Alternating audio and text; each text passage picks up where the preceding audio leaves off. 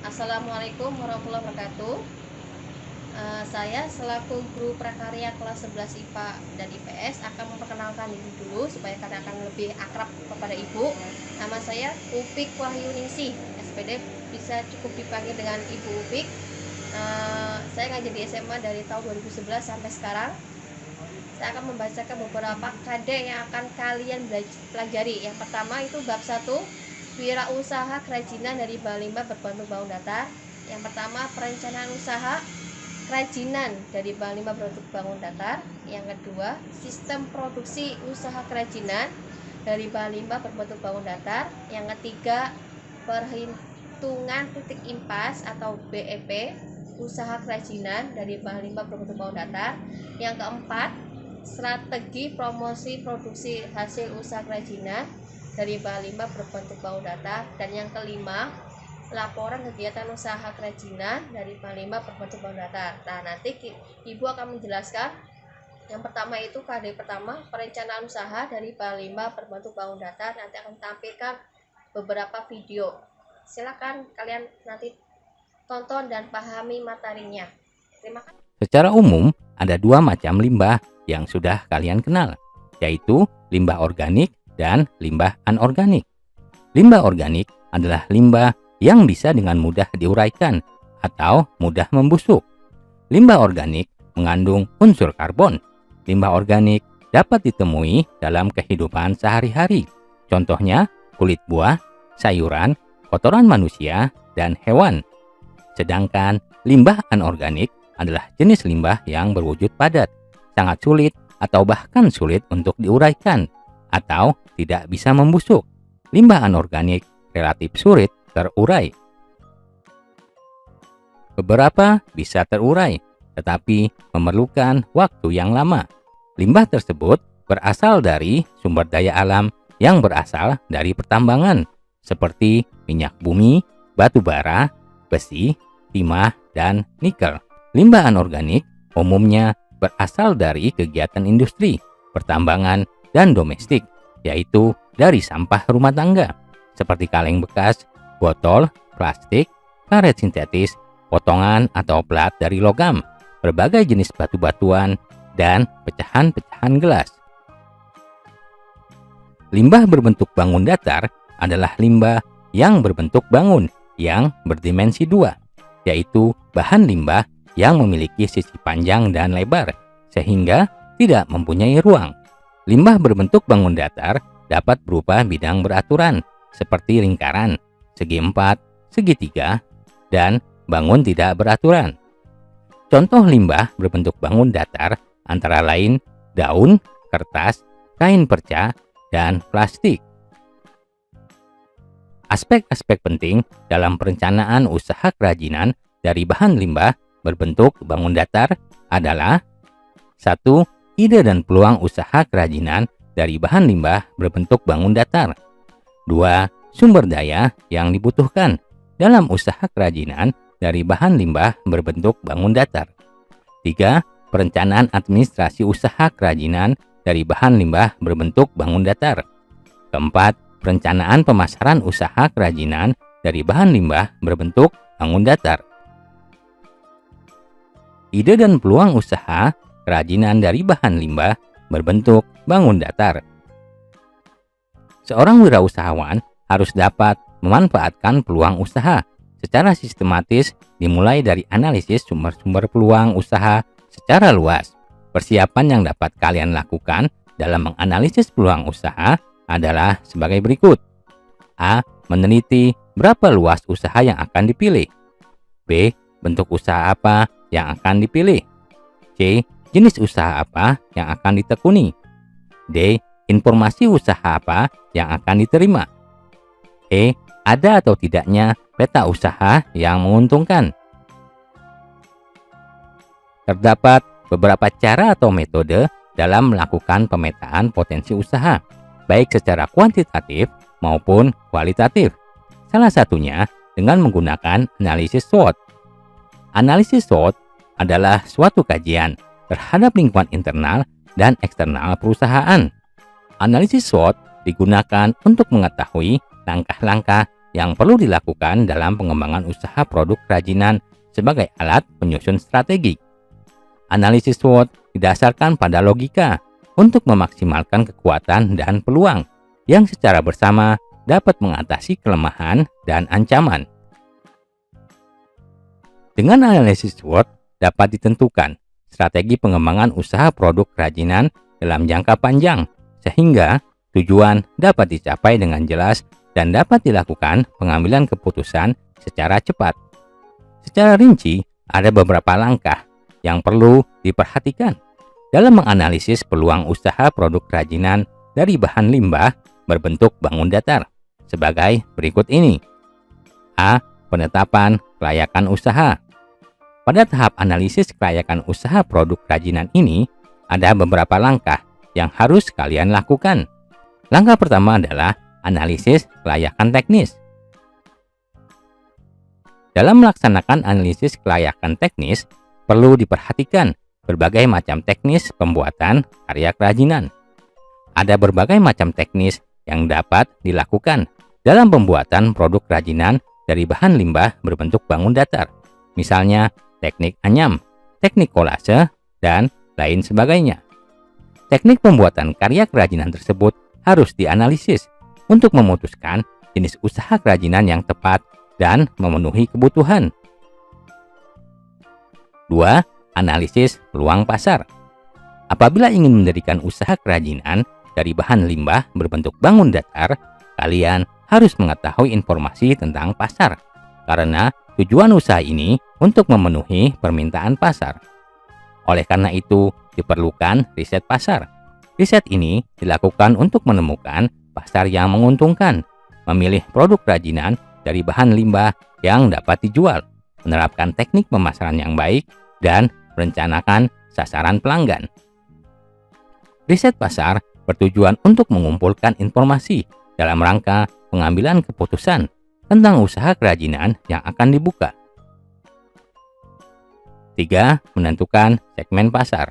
Langkah ketiga ini terkait dengan perkiraan konsumen potensial dari produk kerajinan yang sudah ditetapkan. Langkah ini juga bertujuan untuk mengetahui pembeli tiap-tiap segmen pasar saat ini dan yang akan datang. Salah satu cara untuk mendapatkan informasi ini adalah dengan memilih agen untuk menguji pasar. 4. Sumber informasi pasar. Informasi pasar digunakan untuk mengevaluasi peluang pasar masa sekarang dan yang akan datang dari usaha produk kerajinan tersebut. Dua pendekatan untuk memperoleh informasi tersebut dilakukan dengan mengadakan penelitian secara spesifik untuk mengumpulkan data primer dan menemukan data-data relevan yang berasal dari lembaga seperti Badan Pusat Statistik, Kantor Dinas Pariwisata dan Perindustrian, maupun Biro Penelitian yang disebut dengan data sekunder. 5. Uji coba menjual. Uji coba pasar cenderung menjadi teknik riset utama untuk mengurangi resiko pada usaha produk kerajinan dan menilai keberhasilannya.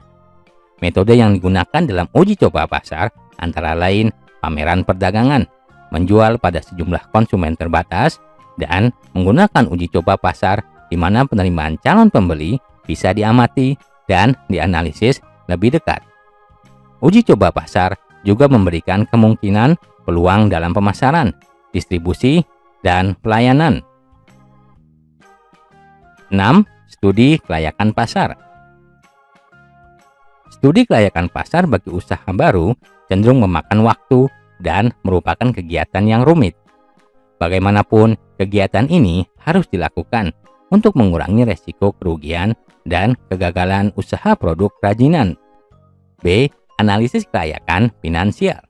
Analisis kelayakan finansial merupakan landasan untuk menentukan sumber daya finansial yang diperlukan untuk tingkat kegiatan tertentu dan laba yang bisa diharapkan. Kebutuhan finansial dan pengembalian bisa sangat berbeda, tergantung pada pemilihan alternatif yang ada bagi usaha baru. Ada dua langkah dasar sebagai alternatif dalam analisis kelayakan finansial, yaitu 1. Penentuan kebutuhan finansial total dengan dana yang diperlukan untuk operasional. Kebutuhan finansial hendaknya diproyeksikan tiap bulan atau bahkan mingguan, sekurang-kurangnya untuk operasi tahun pertama dari usaha produk kerajinan baru. Selanjutnya, diperlukan juga proyeksi kebutuhan keuangan untuk 3-5 tahun yang akan datang. 2. Penentuan sumber daya finansial yang tersedia.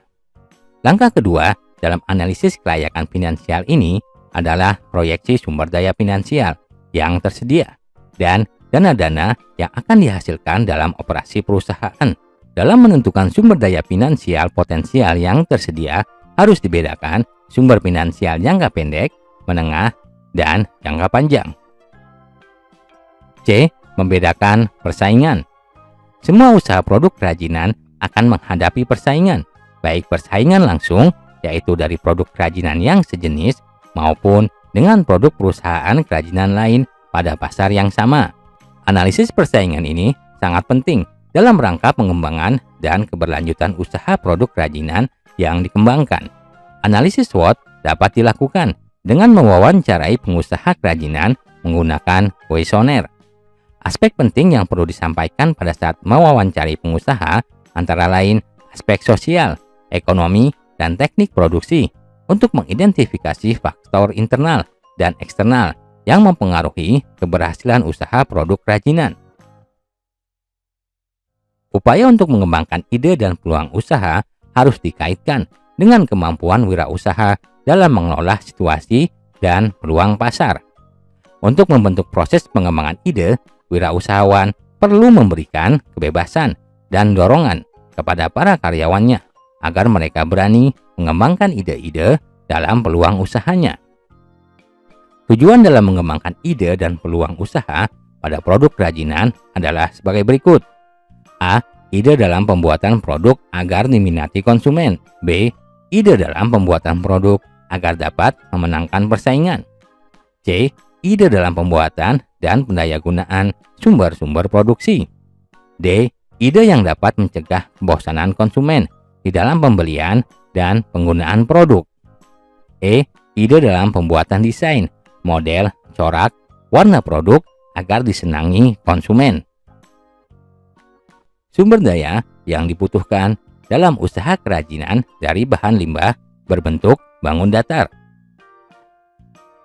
Dalam perencanaan proses produksi, diperlukan pengelolaan yang baik untuk mencapai tujuan perusahaan. Sumber daya yang dimiliki oleh perusahaan dapat dikategorikan atas 6 tipe sumber daya sebagai berikut. A. Men atau manusia. Dalam pendekatan ekonomi, sumber daya manusia adalah salah satu faktor produksi selain tanah, modal, dan keterampilan. Pandangan yang menyamakan manusia dengan faktor produksi lainnya dianggap tidak tepat, baik dilihat dari konsepsi, filsafat, maupun moral. Manusia merupakan unsur manajemen yang penting dalam pencapaian tujuan perusahaan. B. Money atau uang. Money atau uang merupakan salah satu unsur yang tidak dapat diabaikan. Uang merupakan alat tukar dan alat pengukur nilai. Besar kecilnya hasil kegiatan dapat diukur dari jumlah uang yang beredar dalam perusahaan. Oleh karena itu, uang merupakan unsur yang penting untuk mencapai tujuan perusahaan karena segala sesuatu harus diperhitungkan secara rasional. Hal ini akan berhubungan dengan berapa uang yang harus disediakan untuk membiayai gaji tenaga kerja, alat-alat yang dibutuhkan dan harus dibeli, serta berapa hasil yang akan dicapai oleh perusahaan. C. Material atau fisik. Perusahaan umumnya tidak menghasilkan sendiri bahan mentah yang dibutuhkan, tetapi membeli dari pihak lain. Untuk itu, manajer perusahaan berusaha untuk memperoleh bahan mentah dengan harga paling murah, menggunakan cara pengangkutan yang murah, dan membuat proses pengolahan seefisien mungkin. D. Mesin atau teknologi. Mesin memiliki peranan penting dalam proses produksi. Setelah revolusi industri, banyak pekerjaan manusia yang digantikan oleh mesin. Perkembangan teknologi yang begitu pesat menyebabkan penggunaan mesin semakin meningkat. Banyaknya mesin baru yang ditemukan oleh para ahli memungkinkan peningkatan produksi sangat tinggi. E. Metode. Metode sangat dibutuhkan agar mekanisme kerja berjalan efektif dan efisien. Metode kerja yang sesuai dengan kebutuhan perusahaan, baik yang menyangkut proses produksi maupun administrasi, tidak terjadi begitu saja, melainkan memerlukan waktu yang lama. F. Market atau pasar. Jika barang yang diproduksi tidak laku, proses produksi barang akan berhenti. Oleh sebab itu, penguasaan pasar dalam arti menyebarkan hasil produksi merupakan faktor menentukan dalam perusahaan. Agar pasar dapat dikuasai, kualitas barang harus sesuai dengan selera konsumen dan harga terjangkau oleh daya beli konsumen. Peranan administrasi usaha kerajinan dari bahan limbah berbentuk bangun datar. Menurut pendapat Profesor Dr. S. Prayudi Atmosudirjo SH, administrasi adalah proses dan tata cara kerja yang terdapat pada setiap usaha, baik usaha kenegaraan maupun swasta, usaha sipil maupun militer, atau usaha besar maupun kecil. Pencatatan semua kegiatan usaha yang diperlukan bagi kelancaran dan pengelolaan perusahaan merupakan tugas administrasi. Tugas tersebut meliputi pencatatan data transaksi bisnis, keuangan, produksi, persediaan produksi, dan lain sebagainya. Adapun maksud dan tujuan dari adanya administrasi adalah agar wirausahawan dapat memonitor kegiatan administrasi perusahaannya, dapat mengevaluasi kegiatan-kegiatan pengorganisasian perusahaannya, dapat menyusun program pengembangan usaha dan kegiatan pengorganisasian perusahaannya, serta dapat mengamankan kegiatan-kegiatan usaha dan organisasi perusahaannya. Perencanaan administrasi usaha kerajinan pada dasarnya terdiri dari perizinan usaha, surat menyurat, pencatatan transaksi barang atau jasa, pencatatan transaksi keuangan, dan pajak pribadi serta pajak usaha. A. Perizinan usaha. Di Indonesia, pendirian usaha diatur oleh undang-undang, yaitu melalui peraturan daerah dan peraturan dari Departemen Perdagangan, serta departemen atau instansi yang terkait dengan bidang usaha yang dijalankan. Surat-surat harus yang disiapkan ketika akan membuka usaha adalah sebagai berikut. 1. Surat izin gangguan dan surat izin tempat usaha. Kedua surat izin ini dikeluarkan oleh pemerintah daerah. Beberapa manfaat yang dapat diperoleh dari situ dan HO diantaranya: A. Mempermudah permohonan surat izin usaha perdagangan. B. Dapat menjadi sarana untuk minta ganti rugi apabila tempat usaha mengalami penggusuran atau pemindahan lokasi. C. Memperoleh jaminan perlindungan keamanan dan dapat digunakan sebagai jaminan pinjaman modal di bank. 2. Surat izin usaha perdagangan atau SIUP. SIUP adalah surat izin untuk dapat melaksanakan kegiatan usaha perdagangan. Untuk memperoleh SIUP, perusahaan harus mengisi surat permohonan SIUP, yaitu berupa formulir permohonan izin yang diisi oleh perusahaan yang memuat data-data perusahaan untuk memperoleh surat izin usaha perdagangan kecil, menengah, atau besar. B.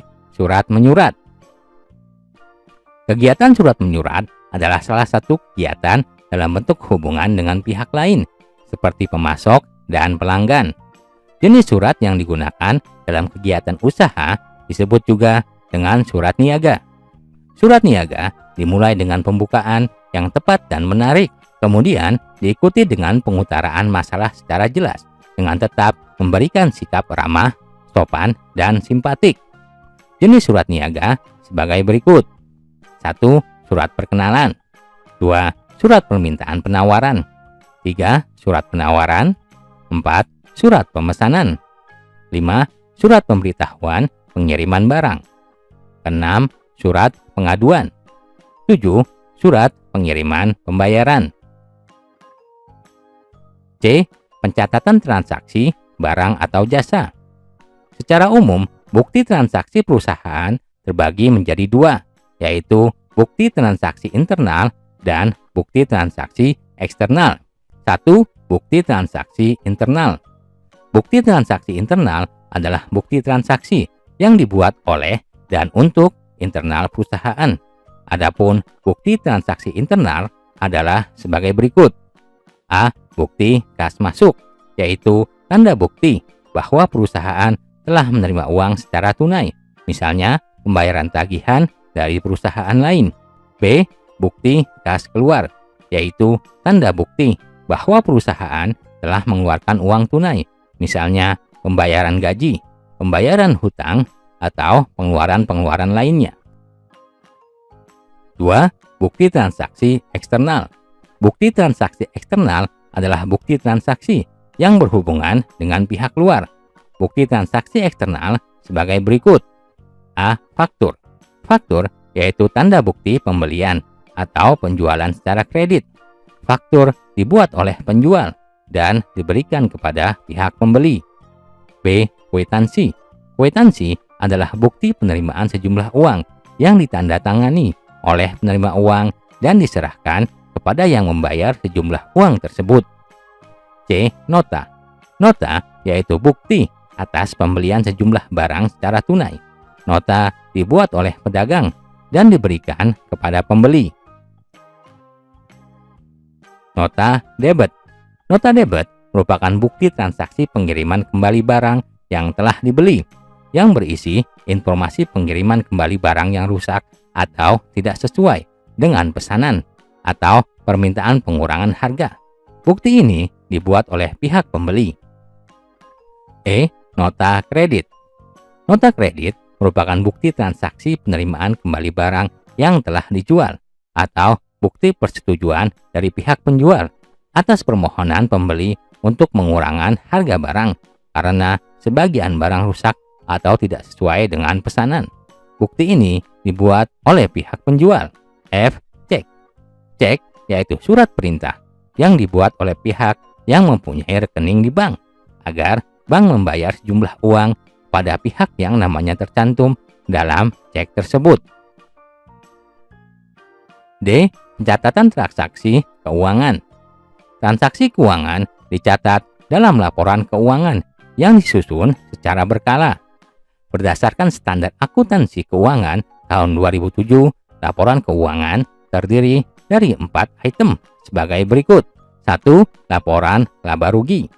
Laporan laba rugi adalah laporan yang menunjukkan kemampuan perusahaan untuk menghasilkan keuntungan pada suatu periode akuntansi atau 1 tahun.